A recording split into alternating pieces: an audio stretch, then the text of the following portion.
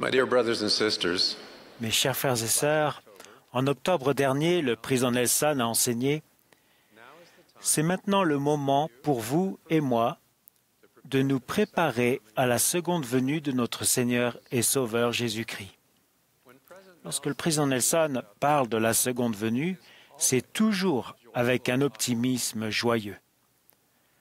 Cependant, une petite fille de la primaire m'a récemment confié qu'elle était inquiète chaque fois que l'on évoquait la seconde venue.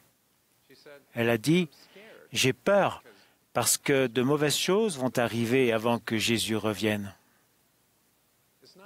Les enfants ne sont peut-être pas les seuls à ressentir cela. Le meilleur conseil pour elle, pour vous et pour moi est de suivre les enseignements du Sauveur.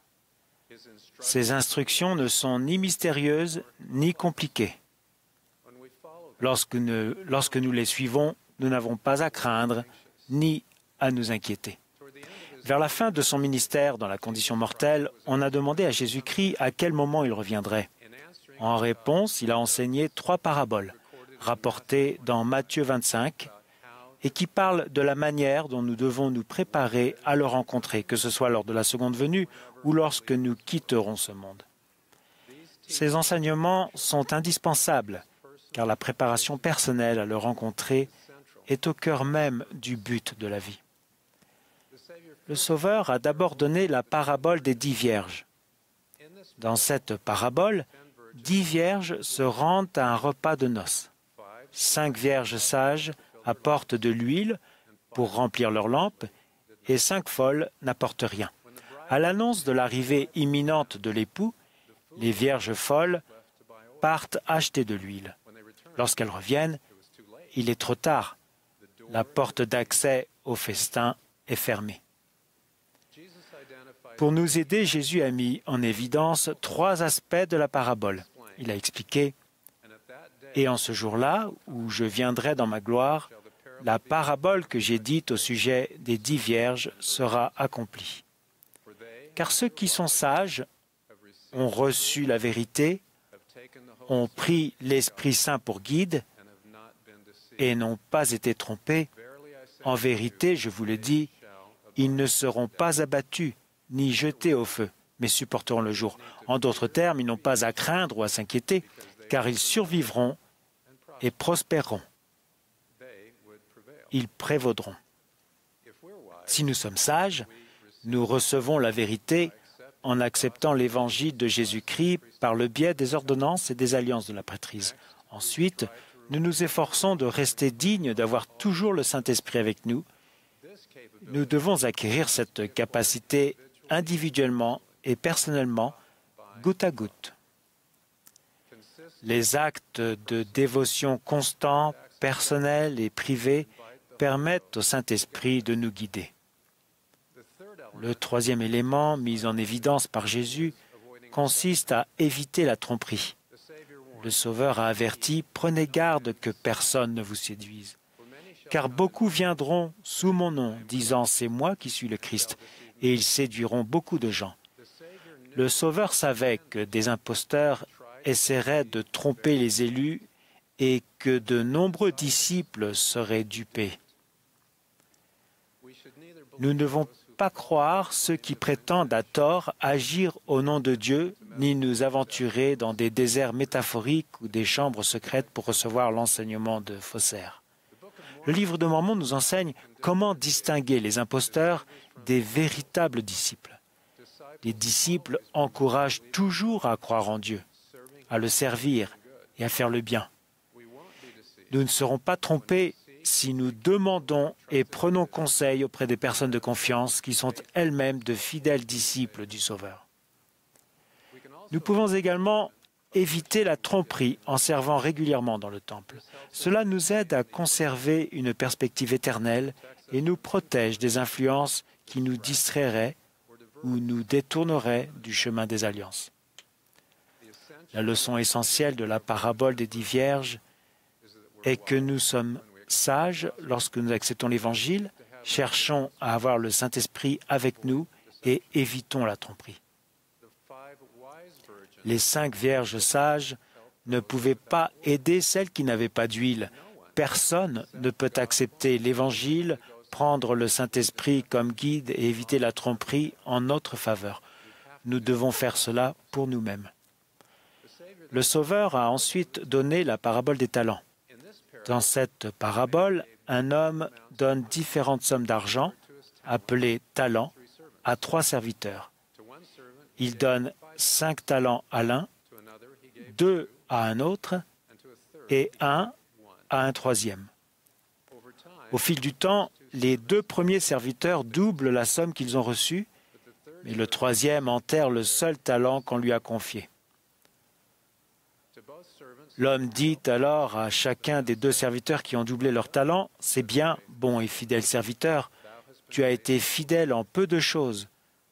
Je te confierai beaucoup, entre dans la joie de ton maître. »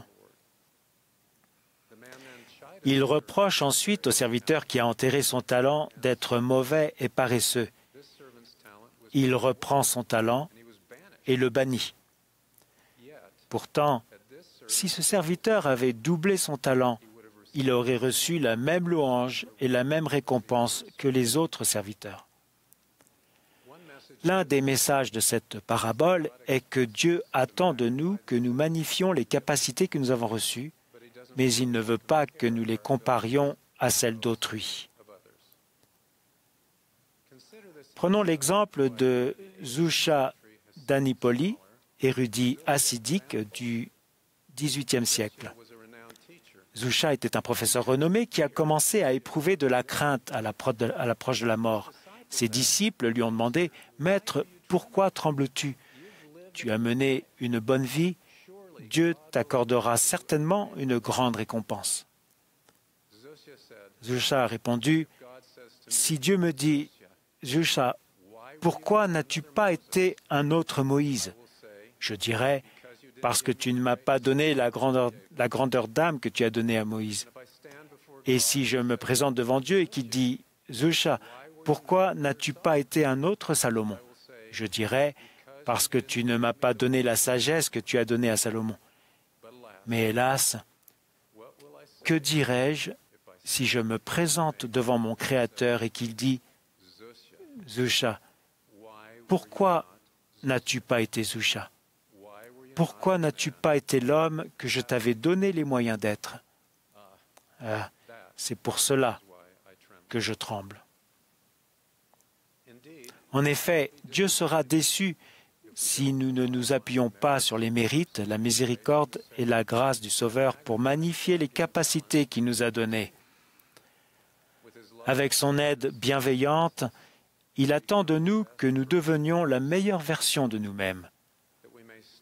Le fait que nous ayons des capacités différentes au départ n'a aucune importance pour lui, et il devrait en être de même pour nous. Enfin, le Sauveur a donné la parabole des brebis et des boucs.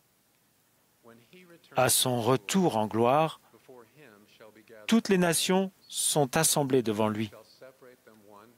Il sépare les uns d'avec les autres, comme le berger sépare les brebis d'avec les boucs. Et il met les brebis à sa droite et les boucs à sa gauche. Ceux qui sont à droite deviennent héritiers dans son royaume, et ceux qui sont à sa gauche ne reçoivent pas d'héritage. Le critère distinctif réside dans le fait de savoir s'ils l'ont nourri lorsqu'il a eu faim, s'ils lui ont donné à boire lorsqu'il a eu soif, s'ils l'ont logé lorsqu'il était étranger, s'ils l'ont vêtu lorsqu'il était nu, et s'ils lui ont rendu visite lorsqu'il était malade ou en prison. Tout le monde est perplexe, à sa droite comme à sa gauche. On lui demande à quel moment on lui a donné ou non de la nourriture, de l'eau, des vêtements, ou quand est-ce qu'on l'a aidé alors qu'il était vulnérable. Le Sauveur répond alors, « Je vous le dis en vérité, toutes les fois que vous avez fait ces choses à l'un de ces plus petits de mes frères, c'est à moi que vous les avez faites. » Le message de la parabole est clair. Lorsque nous servons autrui, nous servons Dieu. Lorsque nous ne le faisons pas, nous le décevons. Il attend de nous que nous utilisions nos dons, nos talents et nos capacités pour faire du bien aux enfants de notre Père céleste. L'élan divin du service envers autrui est illustré dans un poème écrit au XIXe siècle par le poète finlandais Johan Ludvig Runeberg. Tout au long de notre enfance, mes frères et sœurs et moi avons entendu à maintes reprises le poème Paavo le fermier. Ce poème raconte l'histoire de Paavo, un pauvre fermier qui vit avec sa femme et ses 10 enfants dans la région des lacs du centre de la Finlande. Pendant plusieurs années consécutives, une grande majorité de ces cultures sont détruites, soit par le ruissellement de la fonte des neiges au printemps, soit par les tempêtes de grêle de l'été, soit par une gelée précoce à l'automne. Chaque fois que la maigre récolte arrive, la femme du fermier se lamente. Paavo, Paavo, malheureux vieillard, Dieu nous a abandonnés. Paavo répond alors stoïquement, ajoute des écorces à la farine de seigle et fais du pain pour que les enfants n'aient pas faim. Je travaillerai plus dur pour drainer les champs marécageux. Dieu nous met à l'épreuve, mais il pourvoira. Chaque fois que les récoltes sont détruites, Paavo demande à sa femme de doubler la quantité d'écorce qu'elle mélange à la farine pour éviter la famine. Il se met également à travailler plus dur en creusant des tranchées pour drainer le sol et protéger ses champs de ruissellement printanier et du gel automnal précoce. Après des années de privation, Paavo obtient finalement une récolte abondante. Sa femme s'exclame « Paavo, Paavo, nous vivons une époque heureuse. Maintenant, jetons l'écorce et mangeons du pain entièrement fait de seigle. » Mais Paavo, avec gravité, prend la main de sa femme et murmure « Mélange la moitié de la farine à de l'écorce, car les champs de notre voisin ont gelé. » Paavo sacrifie sa récolte pour aider son voisin désespéré et démuni. La leçon de la parabole du Sauveur sur les brebis et les boucs est que nous devons utiliser les dons que nous avons reçus, notre temps, nos talents et nos bénédictions, pour servir les enfants de notre Père céleste, en particulier les plus vulnérables et les plus nécessiteux. Mon invitation à la fillette de la primaire dont j'ai parlé plus tôt, qui était inquiète, et à chacun de vous, est de suivre Jésus-Christ et de faire confiance au Saint-Esprit comme à un ami cher. Appuyez-vous sur les personnes qui vous aiment et qui aiment le Sauveur. Demandez à Dieu de vous guider pour développer vos capacités uniques et aider autrui, même quand ce n'est pas facile. Vous serez prêt à rencontrer le Sauveur et comme le président Nelson, vous serez joyeux et optimiste.